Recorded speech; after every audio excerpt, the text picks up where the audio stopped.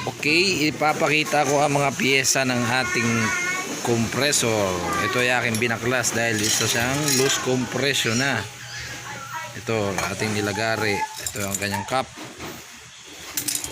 Ito naman ang kanyang loob. Dahil 5 ang tubo nito, bypass lang pala siya, no? Ito. So ito yung ating suction line, discharge line, then charging line.